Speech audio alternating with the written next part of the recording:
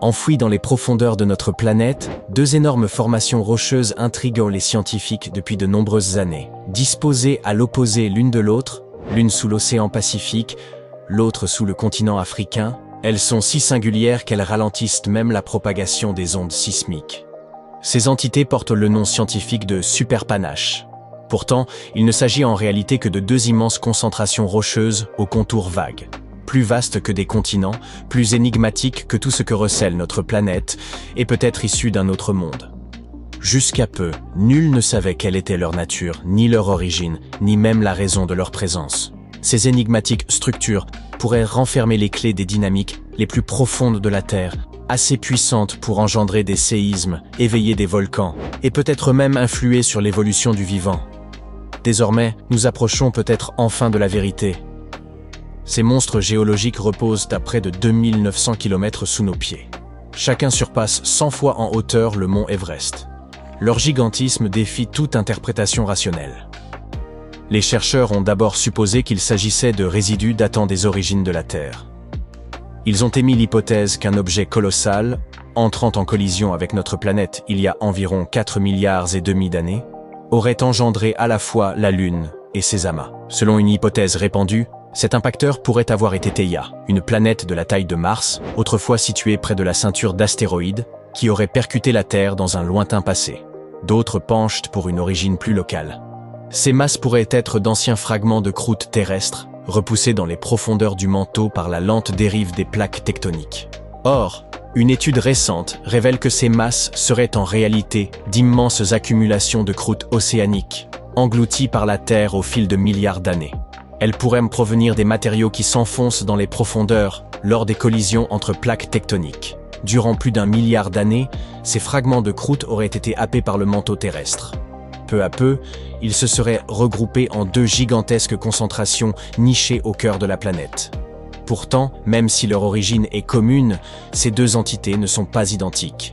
Il existe une région connue sous le nom de ceinture de feu du Pacifique, une vaste chaîne de volcans et de zones sismiques qui encercle l'océan Pacifique. Or, le blob situé sous cette zone ne cesse d'évoluer et de croître, car il est sans cesse alimenté par de nouvelles roches de cette région.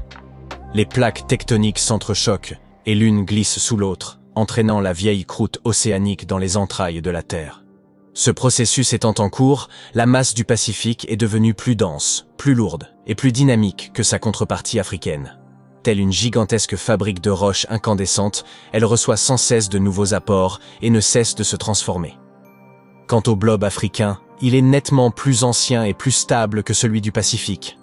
Il est rarement nourri de matériaux neufs, ce qui explique pourquoi, avec le temps, il s'est davantage fondu dans le manteau environnant. De par sa plus faible densité, cette masse se comporte de manière différente. Elle s'élève plus haut dans le manteau terrestre, s'approchant à seulement 550 km de la surface. Cela pourrait expliquer la présence de si nombreux volcans et rifts en Afrique.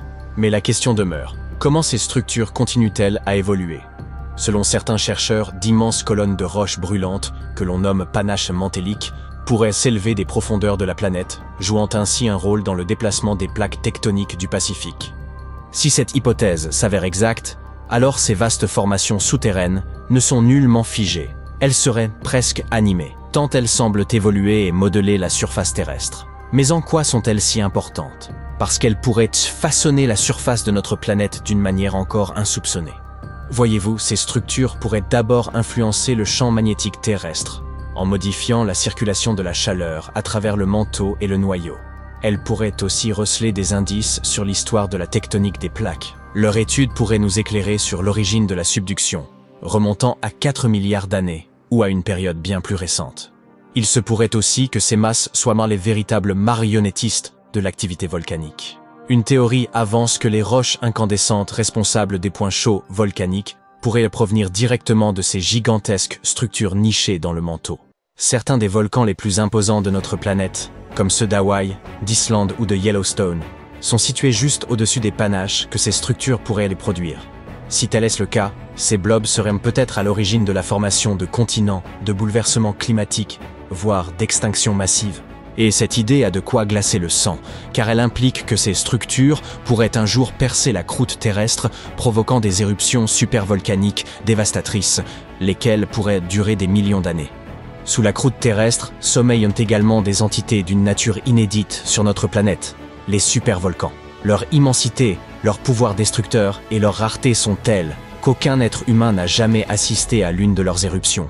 Une éruption volcanique classique peut déjà provoquer l'effroi. Des jets de lave s'élèvent dans les airs, des nuées de cendres asphyxient l'atmosphère et des cités entières disparaissent sous un déluge de feu et de pierres. Mais un supervolcan, c'est un phénomène à part. Leurs explosions éventrent la croûte terrestre et donnent naissance à d'immenses caldeira, dont certaines s'étendent sur plus de 50 km.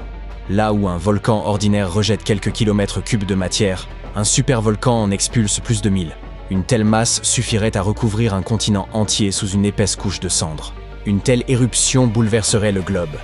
Tout débuterait par une colonne de feu projetée dans la stratosphère, suivie d'un voile de cendres occultant le soleil pendant des années, entraînant une chute des températures mondiales. Des régions entières pourraient se trouver ensevelies sous des mètres de cendres, rendant toute agriculture impossible. La famine, le froid glacial et cet air toxique pourraient anéantir des civilisations entières. Ce ne serait pas une simple catastrophe régionale, mais planétaire. D'après certains chercheurs, 2 des extinctions massives les plus dévastatrices qu'ait connues notre planète, où la quasi-totalité de la vie a disparu, pourraient avoir été provoquées non par des astéroïdes, mais par des supervolcans.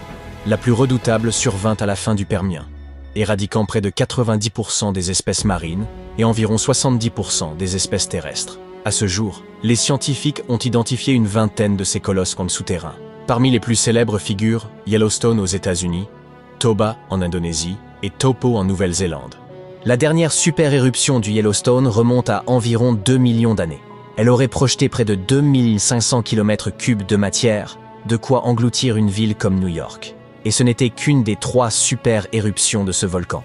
L'éveil le plus récent d'un supervolcan fut celui du Taupo, en Nouvelle-Zélande, il y a environ 26 500 ans. Toutefois, les supervolcans ne se contentent pas de tout ravager, ils transforment la planète dans son ensemble. Il y a quelques 74 000 ans, le supervolcan Toba, situé en Indonésie, est entré en éruption. Certains chercheurs estiment que cette explosion aurait provoqué un hiver volcanique qui aurait duré 10 années entières. D'autres théories avancent qu'elle aurait failli rayer l'humanité naissante de la carte, réduisant la population à quelques milliers de survivants. Cela dit, il ne s'agit là que d'hypothèses. Quoi qu'il en soit, il est établi que les éruptions de supervolcans ont profondément infléchi le cours de l'histoire. Dès lors, comment nous préparer si une telle catastrophe peut survenir à tout instant? Les chercheurs surveillant ces volcans sans relâche, à l'affût d'indices annonciateurs. Ils observent notamment la montée du magma, les déformations du sol, les séismes localisés sous l'édifice volcanique ou encore l'évolution des émissions gazeuses. Le véritable obstacle réside dans notre capacité à anticiper les éruptions à long terme, qui demeurent encore largement imprévisibles. Le Yellowstone, par exemple, ne s'est plus manifesté depuis environ 630 000 ans. On pourrait dire qu'il est en retard sur son prochain sursaut. Toutefois, les volcans ne fonctionnent pas selon un calendrier régulier. Une éruption passée ne garantit en rien une réactivation future, et l'intervalle entre 2 événements peut être aléatoire. Les scientifiques pensent que Yellowstone pourrait bien connaître une nouvelle éruption, mais il ne s'agirait peut-être que d'une simple coulée de lave et non d'une super explosion. Serions-nous prêts si une super éruption se produisait? Eh bien, probablement pas. Certains chercheurs affirment même que nous sommes mieux préparés à encaisser l'impact d'un astéroïde. En 2022, l'éruption du volcan Unga Tonga Unga Ha'apai a provoqué des tsunamis, interrompu les communications et obscurci le ciel de cendres. Et pourtant, ce n'était qu'une éruption de magnitude 5. Un supervolcan serait bien plus destructeur. Alors, bon courage pour dormir sur vos 2 oreilles, en sachant qu'ils finiront par se réveiller tôt ou tard, demain ou dans 100 000 ans. Mais enfin, inutile d'en perdre le sommeil.